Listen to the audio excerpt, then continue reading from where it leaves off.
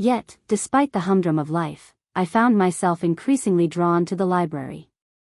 I hadn't planned it, but I started to visit more often, not for any particular book or study session, but for the subtle hope that I might catch another glimpse of her. Nadia. At first, I told myself it was nothing, just a fleeting curiosity. But as time went on, I couldn't ignore the way my heart would race when I walked through the doors and saw her there. It wasn't the kind of racing you feel when you're nervous. It was more like the quiet flutter of something waking inside of you, something that had been dormant for far too long. She was always there, perched behind the desk with a quiet grace. Her dark hair, often tied back in a loose bun, framed her face in a way that accentuated the natural elegance of her features. And yet, it was her eyes that held me the most. They were the kind of eyes that seemed to have seen more than most people would care to know. There was a depth in them, a quiet story that she wore like a second skin, one that she hadn't yet shared with anyone. It made me wonder about her, about the person she might be behind the librarian's desk, the one who hid beneath the calm exterior. I began to notice little things about her, details that most people probably wouldn't have picked up on. The way she would absent-mindedly twirl a pencil between her fingers when she thought no one was looking, the way she hummed softly to herself when shelving books, as if lost in her own world. The moments of quiet that she allowed herself, even in a room full of people, spoke volumes. She wasn't one to rush through life, but instead seemed to savor each moment, each breath, each book she carefully placed on the shelf. The more I watched her, the more I realized there was a subtle kind of sadness in the way she moved, a quiet longing that was almost imperceptible unless you were paying attention. It wasn't a sorrowful sadness, but rather a silent yearning, something unspoken, buried beneath layers of calm composure. She wasn't perfect, and neither was her life, I knew that. But I felt an overwhelming urge to understand her, to peel back the layers and find out what made her, well, her. And it wasn't just her that I began to notice. I started paying attention to the way she interacted with the people around her, especially when they asked for help. She was always patient, always kind, but there was a certain distance in her gestures, a quiet professionalism that never seemed to falter. Her voice was soft and measured, yet when she spoke, it was with the kind of authority that only comes from years of knowing who you are and what you want. Sometimes, when I was engrossed in my own reading, I'd hear her voice, soft but distinct, as she answered someone's question. It always brought me a strange comfort, like hearing a familiar song from far away. It wasn't just the words themselves, but the way she spoke them, calm, soothing, like a quiet breeze that rustled the leaves without making a sound. I couldn't help but feel a sense of peace whenever I heard her voice, even from a distance. There were times when our paths crossed, when I'd walk by her desk and feel the weight of her gaze on me, just for a moment. I'd try to act casual, pretending I hadn't noticed, but inside, my heart would skip a beat. She never said much, just a nod or a soft smile, but there was always a sense of recognition in her eyes, as though she knew me in a way that I wasn't quite ready to understand. And though we didn't speak much, I began to realize something. It wasn't just me noticing her. There was a subtle shift in the air when I was around her, a quiet tension that hummed beneath our interactions. It wasn't overt, but it was there, something that neither of us acknowledged directly, but that neither of us could ignore. As I sat at the farthest corner of the library, pretending to read yet always aware of her presence, I wondered if she felt it too. Was I the only one who noticed this subtle connection? Did she ever wonder about me, or was I just another patron in her day-to-day routine? The questions lingered in my mind, but I never found the answers. Yet somehow, that uncertainty only made me more curious, more drawn to her. It was a quiet kind of tension, one that built slowly over time, and with each passing day, it grew a little stronger. Something was happening, something unspoken, but undeniably real. I just didn't know yet how it would unfold, or if it ever would. It was late in the afternoon, one of those rare moments when the library was almost empty, save for the occasional rustle of papers and the low hum of distant conversations. The air was warm, heavy with the scent of old paper and dust, the kind of stillness that made you feel like you were in a world of your own, separate from everything else. I had settled into my usual spot, a quiet corner by the windows, my back to the sun as it began its slow descent, casting long shadows across the room. As I flipped through the pages of the book in front of me, I found my attention wandering. My eyes would flicker up to Nadia every so often, watching her as she sat at the front desk, completely absorbed in whatever task she was handling. Her brow furrowed slightly as she read a book or typed something into the computer, a small sigh escaping her lips every so often. There was a calmness to her, but it wasn't the same calmness I had seen before. This was something deeper, more introspective, as though she had allowed herself to be fully present in the moment, with no distractions or facades. It was in those rare, quiet moments that I began to notice more about her, the way she held herself when no one was watching, the small, subtle shifts in her expression that revealed more than she might have intended. For a woman who seemed so poised, there were cracks in her armor that appeared only when she thought no one was looking. That afternoon, something shifted. As I glanced over at her, I caught her eyes, and this time, she didn't look away. Instead, she held my gaze for a heartbeat longer than usual. It was a fleeting moment, but it was enough to make me pause. Her usual calm expression was gone, replaced by something more vulnerable, something raw that I had never seen in her before. Her shoulders slumped slightly, as if the weight of the world had finally settled on them. It wasn't until a few minutes later that I realized what was happening. Nadia had stood up from her desk, walking over to one of the shelves to reshelve some returned books. I took a deep breath and tried to focus on my book, but then I heard her voice, soft and distant, almost as if she was speaking to herself. "I don't know what I'm doing anymore," she said, almost inaudibly. The words were so quiet, so vulnerable, that I almost didn't hear them. But something in my chest tightened at the sound. I looked up again, and this time, I saw the subtle crack in her composure, the way she paused for a moment before picking up another book, as if the weight of her own thoughts was pressing down on her. She didn't notice me watching her, and perhaps, in that moment, she didn't care. She wasn't trying to hide it. This was the real her, not the polished librarian who helped people find books or kept the library running smoothly. This was the woman who was quietly struggling with something that she had yet to share with anyone. I wanted to say something, to reach out to her in some way, but I hesitated. I didn't know if I had the right to intrude on her private thoughts. But the more I watched her, the more I felt that strange pull, the desire to comfort her, to somehow ease whatever burden she was carrying. It felt like something was slipping between us, something I couldn't quite grasp, but that I knew was important. Nadia's hand rested on a book, her fingers grazing the spine for a moment, before she picked it up and moved back to her desk.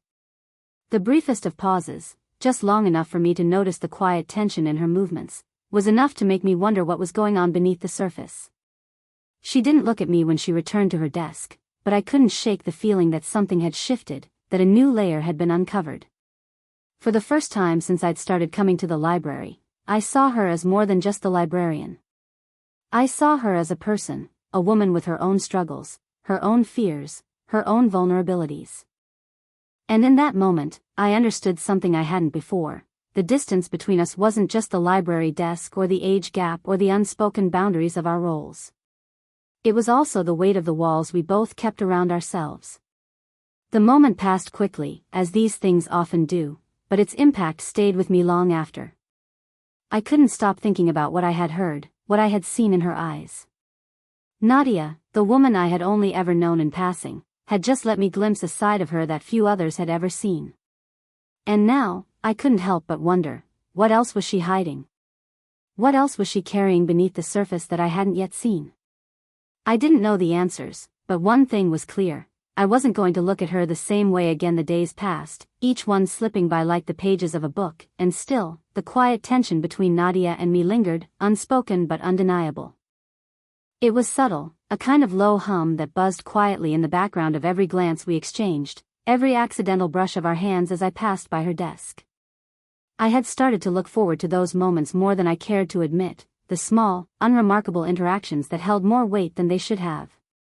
But then, one day, the library felt different. The usual silence was broken, not by a loud noise or a disturbance, but by a shift in the air. I had arrived earlier than usual, the library still relatively empty, and Nadia was at her desk, the soft light from the windows casting a golden glow across her features. She was absorbed in a book, her face serene and lost in thought. For a moment, I debated whether I should just go about my usual routine, find a corner, bury my nose in a book, and avoid disrupting the delicate balance between us. But today, something felt different. I couldn't ignore it any longer.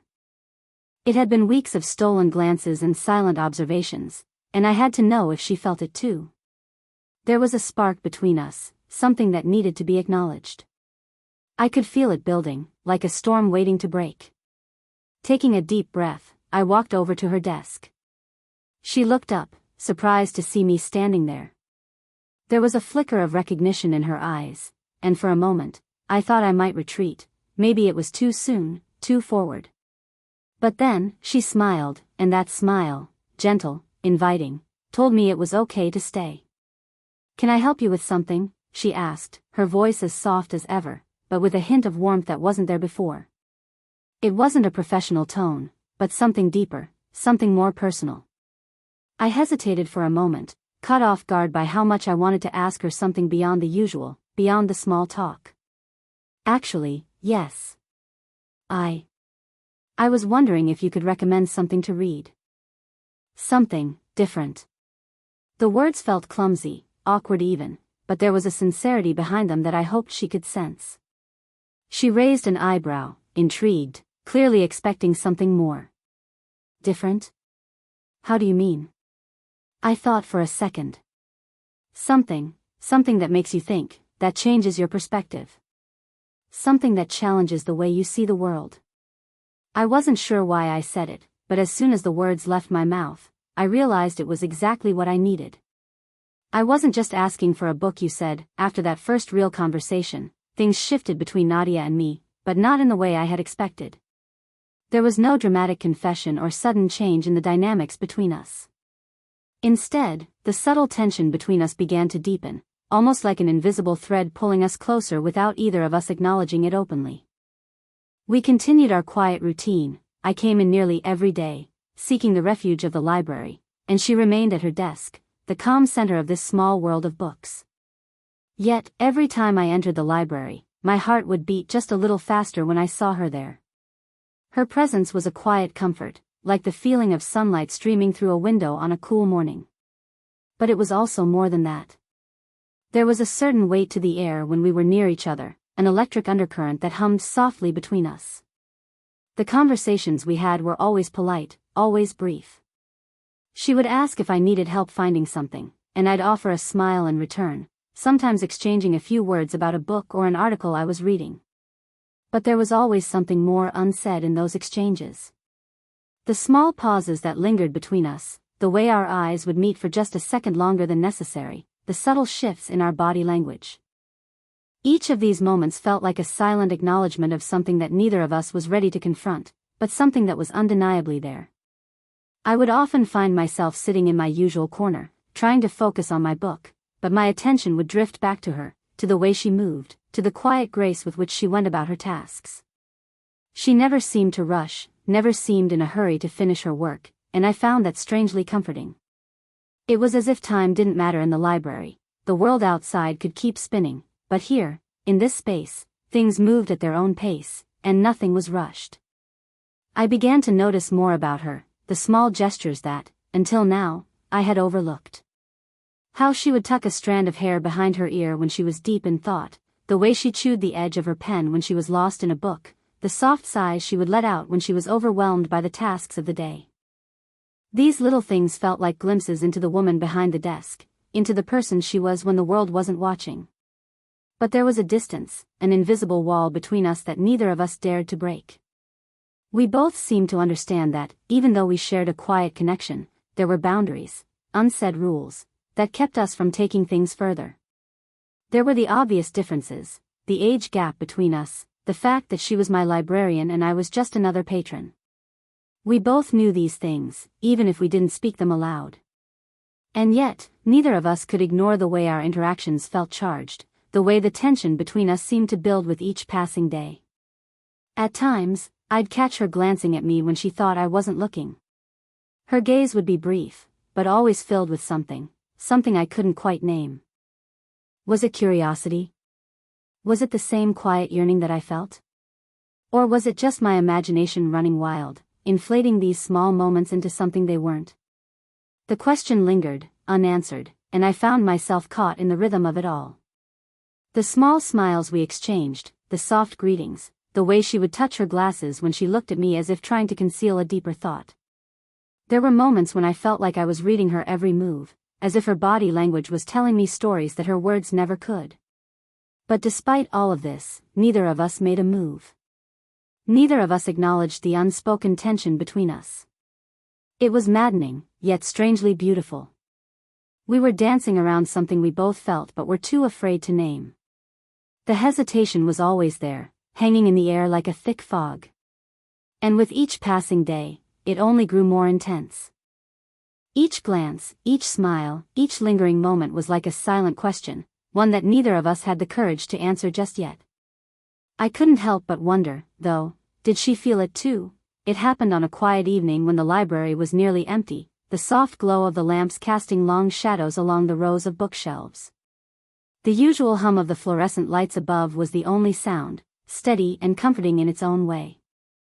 I had been coming in regularly for weeks, each visit more of an excuse to see her than for any real reason to read. But tonight was different. There was a palpable shift in the air between us, as if the moments that had built up over time were finally reaching a point where something had to give. I had been trying to concentrate on a novel I'd borrowed, but my mind kept drifting back to her. Nadia. She was sitting behind the desk as usual, her gaze focused on the screen in front of her, typing something with quick, practiced fingers. Yet, for the first time, there was a heaviness in her posture, a slight slump in her shoulders that wasn't there before. The facade of the poised librarian, always calm and composed, seemed to be slipping. It wasn't a dramatic change, no outward sign of distress, but there was something different in the way she carried herself. I watched her for a while, wondering if I was reading too much into it, but the truth was, I hadn't been able to stop thinking about her for days. Every moment in the library, every glance we shared, seemed to echo with 1,000 unspoken words. The tension between us was so thick now that it felt suffocating, and for the first time, I wondered if she felt the same. Then, as if by instinct, I found myself walking over to her desk. My legs moved before my brain could catch up, and soon I was standing there, a few feet away, watching her. She didn't notice me at first, absorbed in whatever task was in front of her, but when she finally looked up, our eyes met, and for the first time, there was no pretense. No polite smile. Just a brief, quiet moment where everything else seemed to fade away. Her gaze softened, a mixture of surprise and something else, something vulnerable that I hadn't seen before. "Hey," I said, my voice a little rougher than I intended. "I've been meaning to ask you something." She blinked, and for a split second, there was a flicker of hesitation in her eyes, as if she wasn't sure whether I was going to ask her about a book or something more. "Sure," she replied, her voice steady, though I could hear the faintest edge of nervousness beneath it. I hesitated, words catching in my throat. But I knew I couldn't hold it back any longer. I've been thinking about you," I said, before I could stop myself. The words felt clumsy, almost too honest, but once they were out, there was no taking them back. "I don't know what it is, but there's something about you that's been on my mind. Something I can't quite shake." The silence between us felt louder than it should have, and for a moment, I thought I might have overstepped, that I had said something I shouldn't have. But then, Nadia's expression shifted. The careful mask she usually wore seemed to soften, and she let out a small sigh, her hand brushing through her hair, a gesture I recognized as a sign of someone trying to ground themselves. "I've been thinking about you too," she said quietly, her voice barely above a whisper. "I didn't expect it, but I can't ignore it. I feel it too."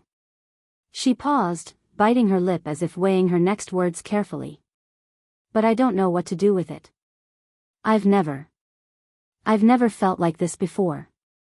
My heart skipped a beat at her words, at the vulnerability she was showing. I had no idea how she was feeling, no way of knowing what was going on in her head. But now, hearing her say it aloud, I felt like I wasn't alone in this. "I'm not sure either," I admitted, my voice quiet but earnest. "But I can't stop thinking about it. About you. About this, whatever this is between us." I swallowed, my palms suddenly feeling clammy. I don't know where it's going, but I don't want to pretend it's not there anymore. I don't want to ignore it. There was another silence, but it wasn't uncomfortable. It was the kind of silence that comes with shared understanding, with the weight of words that have finally been spoken after being buried for so long. Nadia looked down for a moment, her fingers pressing lightly against the edge of the desk. When she finally met my gaze again, her eyes were soft, the walls she had built around herself starting to crumble, just a little. I'm scared, she admitted, her voice barely above a whisper. I don't know what this means. I don't know what this could turn into. But I can't deny that there's something here, something real. I'm scared too, I confessed, my chest tightening with the truth of it. But maybe that's what makes it real. Maybe that's what makes it worth exploring. And in that moment, as she took a deep breath and let her shoulders relax for the first time in weeks, I knew that whatever happened next, we had crossed a line. We had stepped into something new, something uncertain, but filled with possibilities. And that, in itself, was enough for now. The tension between us hadn't gone away, but it had changed. It was no longer a barrier. It was a shared understanding, a fragile moment of connection. And for the first time, I felt the weight of it settle in my chest, not as a burden, but as something hopeful. Something worth holding onto. In the days following our quiet confession, things between Nadia and I began to shift in subtle yet profound ways. There was no grand transformation, no sweeping gestures to mark the turning point. Instead, it felt like we had slowly unraveled the knots that had kept us tethered to our separate lives, and now, the space between us, once filled with uncertainty, was becoming something new. Something real. We still met at the library, still shared the same quiet corner of the world, but now there was an unspoken understanding between us, a silent agreement to move forward without rushing. Our interactions were still gentle, still filled with the same hesitant tenderness, but the weight of the words we had shared hung in the air, softening everything around us. It wasn't a loud shift, but a quiet revolution in the way we existed together, as if the very atmosphere between us had changed, becoming more open, more inviting. The first few days after our confession were filled with moments of calm, introspective conversations. We still didn't rush to define what was happening between us. Instead, we allowed ourselves the space to explore it, to feel it out without the pressure of expectations. We didn't talk about labels or what the future might hold. We simply enjoyed the company of each other in the way that felt most natural, in the way that felt right for that moment. I began to notice small changes in the way Nadia interacted with me. Her smiles, once brief and polite, now lingered just a little longer, as if she were allowing herself to fully appreciate the connection we shared. When she passed me a book or handed me a pen, there was a softness in her touch, a quiet affection that spoke volumes without saying a word. Her eyes, which had always been so guarded, now held a warmth I had never seen before, and every time they met mine, there was a fleeting but undeniable sense of something deeper, something unspoken that we both understood. Our conversations, too, began to carry a different weight. We talked about books, of course, but we also talked about life, about the small things, the hidden fears, and the quiet joys that we rarely shared with anyone else. We spoke about our pasts, the parts of ourselves that we had kept tucked away for so long, and in those moments, the library felt like a sanctuary, a place where we could be vulnerable without fear of judgment. Nadia spoke of her life, of the choices she had made, and the paths that had led her here, to this place, this moment with me. And I listened, not just with my ears, but with a heart that ached to understand her, to see the woman behind the librarian's desk, behind the poised exterior. There were still moments of hesitation, still those quiet, uncertain pauses when we weren't sure how far to take things. But they became fewer and fewer, as we grew more comfortable with each other, as we began to trust the space we had created between us. The tension, once so thick and palpable, had softened into something gentler, something filled with possibilities. One evening, after another quiet conversation, as the library began to empty, Nadia walked me to the door. We stood for a moment in the doorway, the cool evening air swirling around us, and for the first time, neither of us was in a rush. Neither of us was looking for an escape. We simply stood there, close but not touching, sharing the silence in a way that felt peaceful, yet full of meaning. "I'm glad you came today," she said softly, her voice warm in the night air. "I'm glad we talked." I smiled, feeling a sense of contentment settle in my chest. "Me too," I replied, my voice quiet but steady. I think this is only the beginning." And as I walked away that evening, my heart lighter than it had been in a long time, I realized she was right. This was only the beginning. The beginning of something new, something uncertain but full of promise. There were still questions we hadn't answered, still fears we hadn't fully faced. But for the first time, it didn't matter. What mattered was that we were here, together in this moment, and that was enough. I didn't know where this would lead, what the future would hold for us. But for the first time, I wasn't afraid. Whatever came next, I knew we would face it together, step by step, one quiet moment at a time. As the days passed, the library became a little more than just a place to read. It became a space where we shared the quiet joys of simply being with each other. And every glance, every soft smile, every quiet conversation felt like a new chapter unfolding. One that, for once, I didn't feel the need to rush. That I had never expected a place like the library to change my life, yet here I was, walking through its familiar, quiet aisles once again. It was an ordinary afternoon, and I was used to the comfort of the library's stillness, where nothing ever moved faster than the gentle turn of pages and the soft shuffle of shoes across the wooden floors. There was a rhythm to it, a peaceful kind of monotony that helped me escape from the chaos of my own thoughts. But this time, something felt different. I had seen her before, of course. She was always at the front desk, sitting behind a stack of books with a pen tucked neatly behind her ear. Her name, I later learned, was Nadia. I knew nothing more than that, just that she was the librarian with the gentle smile and the eyes that seemed to carry a quiet wisdom. I'd noticed her occasionally, but I never gave it much thought. She was just a fixture in the library, as much a part of the space as the worn-out armchairs or the towering shelves of books. But today, as I walked past her desk on my way to the back of the library, I caught a glimpse of her face. And something in her eyes made me stop. At first, I thought it was a trick of the light, or maybe I was simply imagining things. But no, she had looked up from the book she was reading, her gaze locking with mine. It wasn't a quick glance, like you might expect from someone just scanning the room. It was deliberate, a slow lift of her head, as though she had been waiting for me to notice her. I felt an odd warmth spreading through me, a strange mix of nervousness and curiosity. There was something about the way her eyes softened when she saw me, something that made my heart beat a little faster.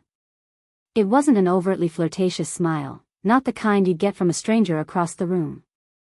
It was quieter, more subtle, like she had been watching me for a while, and this was her way of acknowledging that she saw me, really saw me, for the first time. I almost faltered in my step, caught off guard by the unexpected connection. But then, as if she sensed my hesitation, she quickly lowered her gaze back to the book in her hands, almost as if she was embarrassed by the brief moment of attention. The quiet thrum of the library seemed to return, but the tension in the air lingered, threading between us like something unspoken. I couldn't help but wonder, had she really noticed me, or was it just a momentary glance? Was I imagining the warmth in her expression? My mind raced, trying to make sense of it, but it didn't. I'd never thought of the librarian much before. She was just part of the furniture, a gentle presence in the corner of the room. But now, for reasons I couldn't explain, my thoughts seemed to circle back to her, over and over. I tried to push the moment out of my mind. I pulled my eyes away from her and focused on the books in front of me, but I couldn't shake the feeling that something had shifted between us, something that hadn't been there before. As I sat down with my book, I couldn't stop thinking about her. Why did she look at me like that? What was in that smile? It wasn't the kind of smile you gave to a stranger. It felt personal, as though she saw something in me that I hadn't even seen in myself. That day, as I left the library, I found myself glancing back toward her desk. She was back to her routine, typing something on the computer, her gaze fixed on the screen. But as I turned to leave, I could have sworn I saw the faintest hint of a smile tugging at the corners of her lips, as if she knew exactly what she had done, what she had made me feel. I didn't know it then, but that smile would be the beginning of everything. Her smile lingered a little too long, and in that moment, I realized my life would never be the same again.